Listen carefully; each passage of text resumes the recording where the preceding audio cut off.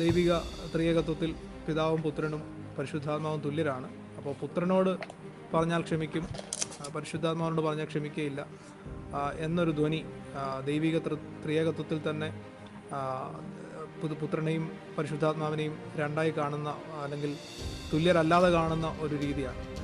അവന് അശുദ്ധാത്മാവ്, അവൻ്റെ ഉള്ളിൽ പ്രവർത്തിച്ച ആത്മാവ് അശുദ്ധാത്മാവാണ് എന്നൊരു കോണ്ടെക്സ്റ്റ് ആണ് മർക്കോസ്. സോ അത് കുറച്ചുകൂടെ ബ്രോഡർ പേഴ്സ്പെക്റ്റീവിലേക്കാണ് വരുന്നത്. സോ ബോധപൂർവം പരിശുദ്ധാത്മാവിനെ ധിക്കരിച്ചുകൊണ്ട് ദൈവത്തിൻ്റെ പ്രവൃത്തിക്കെതിരെ ദൂഷണം ഉച്ചരിക്കുന്ന, ബോധപൂർവമായി നിശ്ചയദാർഢ്യത്തോടുകൂടെ അല്ലെങ്കിൽ ഉറപ്പോടുകൂടെ അങ്ങനെ ഒരു ബോധപൂർവമായ തീരുമാനം എടുത്തുകൊണ്ടാണ് അവരവിടെ പരിശുദ്ധാത്മാവിൻ്റെ പ്രവൃത്തി എതിർത്ത് നിൽക്കുകയും യേശു ഒരു ഭൂതമുണ്ടെന്ന് ആരോപിക്കുകയും. പരിശുദ്ധാത്മാവിനെ ഒരു ശക്തിയായിട്ടാണ് പലരും പ്രസൻറ്റ് ചെയ്യുന്നത്. അതല്ല, ആ പരിശുദ്ധാത്മാവിൻ്റെ ആളത്വത്തെ നമ്മൾ അക്സെപ്റ്റ് ചെയ്യാതിരിക്കുമ്പോൾ ശരിക്കും ഇൻഡയറക്ട്ലി നമ്മൾ ദൈവദൂഷണമാണ് ചെയ്യുന്നത്.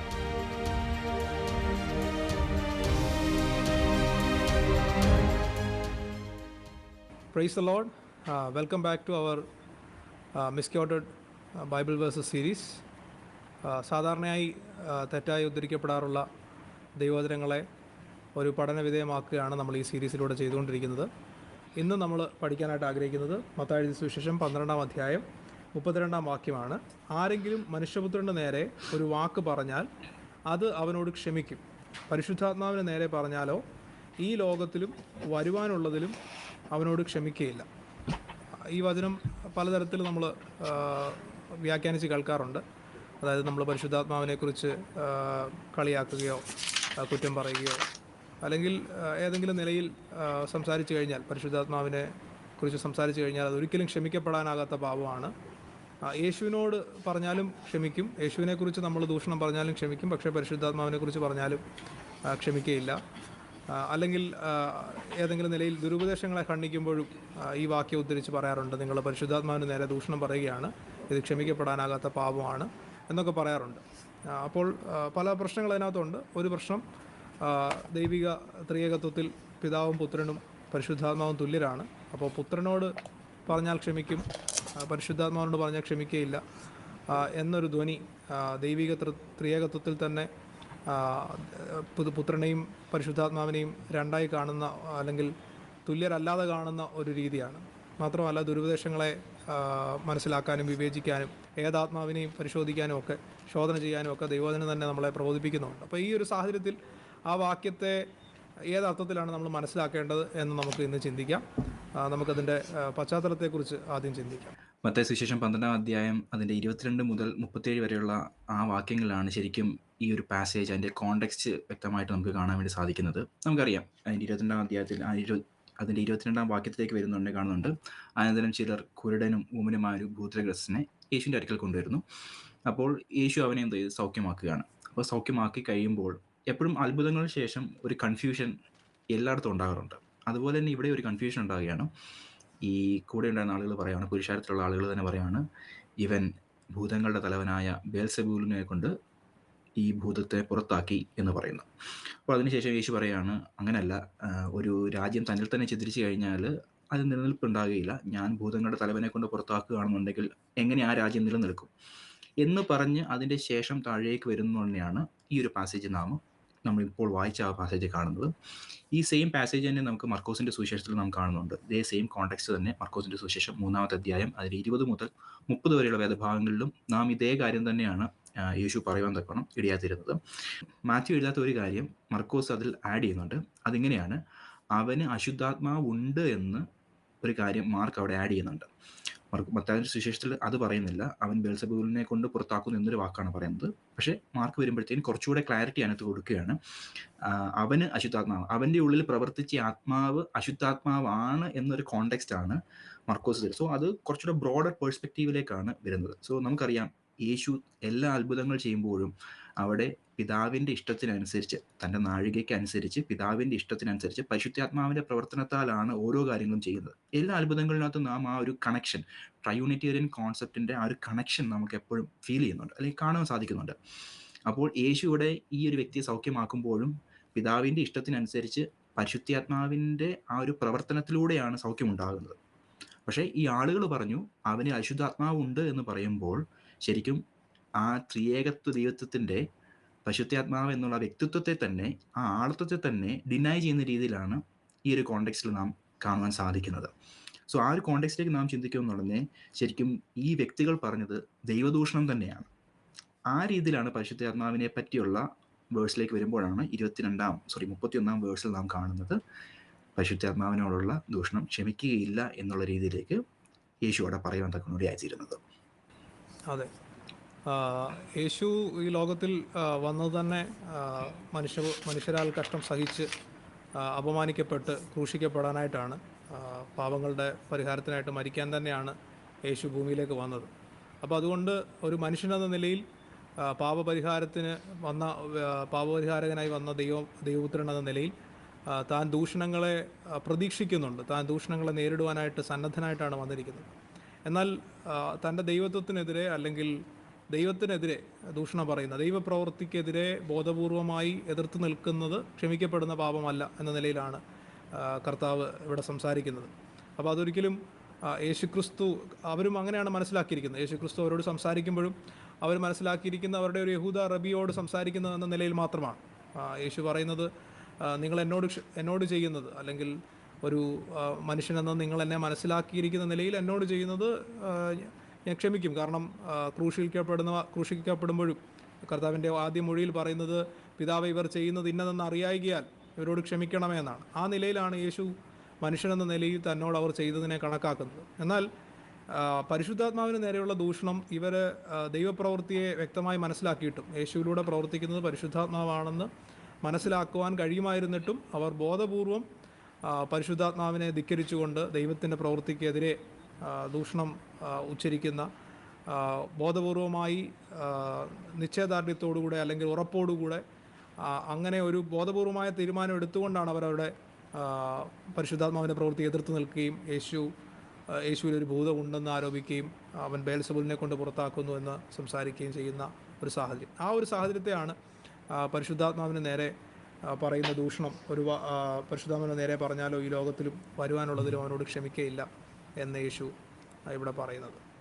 നമുക്കറിയാം, ഒരു വിൽഫുൾ ബ്ലൈൻഡ്നെസ്, അല്ലെങ്കിൽ അവരുടെ ഹൃദയത്തിൽ അവർ ഓൾറെഡി സെറ്റ് ചെയ്ത് വെച്ചേക്കുവാണ് യേശുവിനെ മിശിഹായിട്ട് അവർ അംഗീകരിക്കത്തില്ല, അവൻ ചെയ്യുന്ന പ്രവൃത്തികളെല്ലാം തെറ്റാണ് എന്നുള്ള രീതിയിലേക്കാണ് അവർ ചിന്തിച്ച് വെച്ചിരിക്കുന്നത്. സോ അവർ വിൽഫുള്ളി അവർ ബ്ലൈൻഡായിട്ട് മാറുകയാണ്. അല്ലെങ്കിൽ in other words we can say that അവർ ദൈവത്തിൻ്റെ ഗ്രേസിനെ റിജക്റ്റ് ചെയ്യുവാണ്. പരിശുദ്ധാത്മാവിൻ്റെ പ്രവർത്തനം എന്ന് പറയുന്നത് നമുക്ക് യോഹന്നാന്റെ സുവിശേഷമൊക്കെ വായിക്കുമ്പോഴത്തേക്ക് നമുക്കറിയാം, പാപത്തെക്കുറിച്ചും നീതിയെക്കുറിച്ചും ന്യായവിധിയെക്കുറിച്ചും ഒക്കെ ബോധം വരുത്തുന്നതാണ് പരിശുദ്ധാത്മാവ് എന്ന് പറയുന്നത്. സോ അവർ ആ ഒരു റഡാറിൻ്റെ അടിയിലേക്ക്, അല്ലെങ്കിൽ പരിശുദ്ധാത്മാവിൻ്റെ ഗൈഡൻസിനനുസരിച്ച് തങ്ങളുടെ ലൈഫിനെ ക്രമീകരിക്കാതെ അതിനെ റിജക്റ്റ് ചെയ്യുകയാണ്. സോ ഇന്നത്തെ കാലത്തും ഇത് തന്നെയാണ് നടക്കുന്നത്. പരിശുദ്ധാത്മാവിനെ വെറും ശക്തിയായിട്ടാണ് പലരും പ്രസൻറ്റ് ചെയ്യുന്നത്. അതല്ല, ആ പരിശുദ്ധാത്മാവിൻ്റെ ആളത്വത്തെ നമ്മൾ അക്സെപ്റ്റ് ചെയ്യാതിരിക്കുമ്പോൾ ശരിക്കും ഇൻഡയറക്റ്റ്ലി നമ്മൾ ദൈവദൂഷണമാണ് ചെയ്യുന്നത്. ശരിക്കും പരിശുദ്ധാത്മാവിനെ നാം ആ വ്യക്തിത്വം അല്ലെങ്കിൽ ട്രയൂണിറ്റേറിയൻ കോൺസെപ്റ്റിലേക്ക് നാം ഒന്നുകൂടെ അടുത്ത് വരുമ്പോൾ, അല്ലെങ്കിൽ അത് നമ്മൾ അക്സെപ്റ്റ് ചെയ്യുമ്പോഴാണ് ശരിക്കും നമ്മുടെ പല അന്ധതകളും മാറി നമ്മൾ ആ ഗോഡ്സ് ഗ്രേസിനെ നമുക്ക് കുറച്ചുകൂടെ നമുക്ക് മനസ്സിലാക്കാൻ പറ്റത്തുള്ളൂ.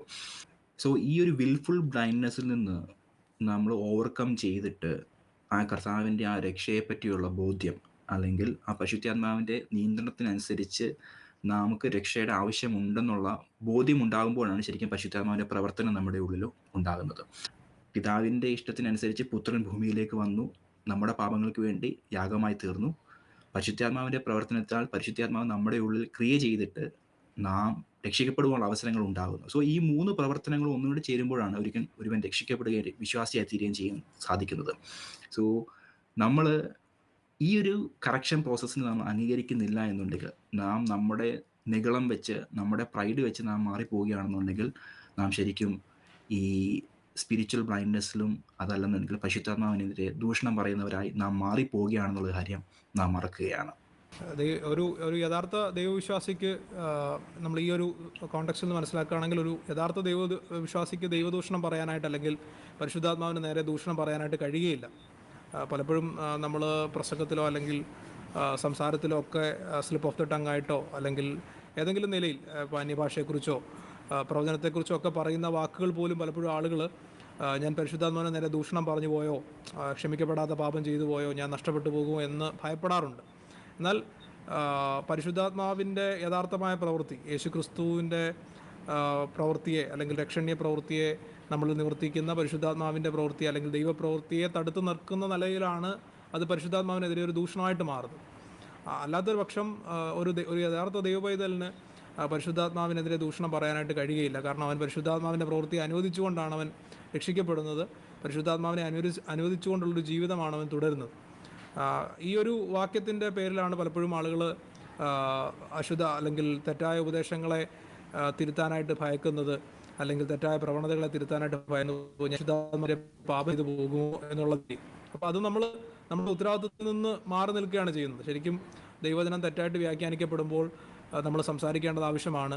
ആരാധന കേവല ഉപരിപ്ലവമായ രീതിയിലേക്ക് പോയി ആരെ ആരാധിക്കുന്നു, എന്തുകൊണ്ട് ആരാധിക്കുന്നു എന്ന ബോധ്യമില്ലാതെ ജനം പോകുമ്പോൾ അത് തിരുത്തുവാനായിട്ട് സംസാരിക്കുന്ന ഒരിക്കലും പരിശുദ്ധാത്മാവിനെതിരെ ദൂഷണം പറയുകയല്ല. ഒരു യഥാർത്ഥ ദൈവവിശ്വാസിക്ക് പരിശുദ്ധാത്മാവാൻ ദൈവത്തിനെതിരെ ദൂഷണം പറയാനായിട്ട് കഴിയുകയില്ല. ഒന്നുകിൽ പരിശുദ്ധാത്മാവിനെ സ്വീകരിക്കാതെ അല്ലെങ്കിൽ രക്ഷയെ മനസ്സിലാക്കിയിട്ടും യേശു ദൈവത്തിനാണെന്ന് മനസ്സിലാക്കിയിട്ടും യേശുവിനെ ദൈവത്താൽ അയക്കപ്പെട്ടവനായി കണക്കാക്കാതെ പരിശുദ്ധാത്മാവിൻ്റെ പ്രവൃത്തിയെ തടുക്കുന്നവനാണ് പരിശുദ്ധാത്മാവിനെതിരെ ദൂഷണം പറയുന്നവൻ. അല്ലെങ്കിൽ യേശുക്രിസ്തുവിനെ നിഷേധിച്ചുകൊണ്ട്, യേശുക്രിസ്തുവിനെ ഒരിക്കൽ അറിഞ്ഞുവെങ്കിലും യേശുക്രിസ്തുവിനെ പിന്തുടർന്നുവെങ്കിലും നിഷേധിച്ചുകൊണ്ട് യേശുക്രിസ്തുവിനെ തള്ളി പറഞ്ഞു പോകുന്നവനാണ് പരിശുദ്ധാത്മാവിനെതിരെ ദൂഷണം പറയുന്നത്. അപ്പോൾ അതുകൊണ്ട് നമ്മൾ പരിശുദ്ധാത്മാവിനെതിരെ ദൂഷണം പറയുക എന്ന് പറയുന്നത് വളരെ ഗൗരവമായൊരു കാര്യമാണ്. അപ്പോൾ തന്നെ നമ്മൾ പരിശുദ്ധാത്മാവിൻ്റെ നാമത്തെ വൃഥ എടുക്കുകയും ചെയ്യരുത്. പലപ്പോഴും അതിൻ്റേതായ സാഹചര്യങ്ങളിൽ അല്ലാതെ പരിഹാസത്തോടുകൂടെയോ അങ്ങനെ എടുക്കാൻ പാടില്ല. എന്നാൽ ക്ഷമിക്കപ്പെടാത്ത പാപം എന്ന് പറയുന്നത് പരിശുദ്ധാത്മാവിൻ്റെ യഥാർത്ഥ പ്രവൃത്തിയെ നിഷേധിച്ചുകൊണ്ട് യേശുക്രിസ്തുവിനെ, പിതാവിനെ, പുത്രനെ, പരിശുദ്ധാത്മാവിനെ പിശാചിൻ്റെ പ്രവൃത്തിയായിട്ടോ അല്ലെങ്കിൽ ആ നിലയിൽ കാണുന്ന തീർത്തും നിഷേധിക്കുന്ന ഈ പരീക്ഷന്മാർ ചെയ്തതുപോലെ ഒരു വിൽഫുൾ ബ്ലൈൻഡ്നെസ്, ഒരു ബോധപൂർവമായ നിശ്ചയദാർഢ്യത്തോടു കൂടിയുള്ള തീരുമാനം എടുത്തുകൊണ്ട് മാറി നിൽക്കുന്ന ഒരു നിലയിലാണ് ദൈവദൂഷണത്തെ നമ്മൾ മനസ്സിലാക്കാനായിട്ട് കഴിയുന്നത്. അതെ, നമുക്ക് നമ്മുടെ ലൈഫിൽ ഒന്നുകൂടെ ദൈവത്തിൻ്റെ സന്നിധിയിലേക്ക് നമുക്ക് നമ്മെ തന്നെ താഴ്ത്തണം, വിനയപ്പെടണം. കർത്താവെ, വിൽഫുൾ ബ്ലൈൻഡ്നെസ്സിലേക്ക് പോകാതെ എൻ്റെ ഹൃദയത്തെ ദൈവവചനത്താൽ കാക്കപ്പെടുവാനും പരിശുദ്ധാത്മാവിൻ്റെ നിയന്ത്രണമില്ലാതെ ഒരു കാര്യം പോലും ചെയ്യാത്തവനായി തീരുവാൻ തക്കവണ്ണം അങ്ങനെ കൃപ എനിക്ക് ആവശ്യമുണ്ടാകണം എന്ന ബോധ്യത്തിൽ ഒരു സമർപ്പണത്തിൽ മുന്നോട്ട് പോകുമ്പോഴാണ് ശരിക്കും നമ്മുടെ ക്രിസ്തീയ ജീവിതം ആനന്ദകരമായി തീരുകയുള്ളൂ. അല്ലെങ്കിൽ അതല്ല എന്നുണ്ടെങ്കിൽ ക്രിസ്തീയ ജീവിതം എന്ന് പറയുന്നത് എപ്പോഴും പരാതികളുടെയും കഷ്ടതകൾ എന്ന് പറഞ്ഞ് ഞാൻ ഇൻവേർട്ടഡ് കോമയിൽ ഞാൻ ആഗ്രഹിക്കുകയാണ്, കഷ്ടതയുടെയും അനുഭവത്തിലൂടെ ആയിരിക്കും നാം കടന്നു പോകുന്നത്. സോ നമുക്ക് നമ്മുടെ ഹൃദയങ്ങളെ ദൈവസന്നിധിയിലേക്ക് താഴ്ത്താം, വിനയപ്പെടാം. പരിശുദ്ധാത്മാവ് നമ്മളോട് സംസാരിക്കുവാൻ വേണ്ടിയുള്ള അവസരങ്ങൾ കൊടുക്കുക. നമ്മുടെ ചെവികളെ ഒന്നുകൂടെ തുറക്കാം. കർത്താവെ, അങ്ങ് എന്നോട് സംസാരിക്കണം. ഞാൻ യേശുവിൻ്റെ രക്ഷിതാവും കർത്താവുമായി അംഗീകരിച്ചു. എൻ്റെ ജീവിതം തീരുന്ന ആ നിമിഷം വരെ അങ്ങയെ തിരസ്കരിക്കാതെ അങ്ങയോട് ചേർന്നിരുന്നുകൊണ്ട് ആ ക്രൂശിൻ്റെ സ്നേഹത്തെ മറ്റുള്ളവരോട് പറയാൻ തക്കവണ്ണം കർത്താവെ, അങ്ങയുടെ കൃപ എനിക്ക് ആവശ്യമാണല്ലോ, പ്രാർത്ഥനയാൽ മുന്നേറാൻ തക്കവണ്ണം ദൈവം നമ്മെ സഹായിക്കട്ടെ എന്ന് പ്രാർത്ഥിക്കുകയാണ്. മറ്റൊരു വേഴ്സുമായിട്ട് നമുക്ക് നെക്സ്റ്റ് കാണാം. ദൈവം നമ്മെ സഹായിക്കുമ്പോഴാവട്ടെ. God bless you. Take care.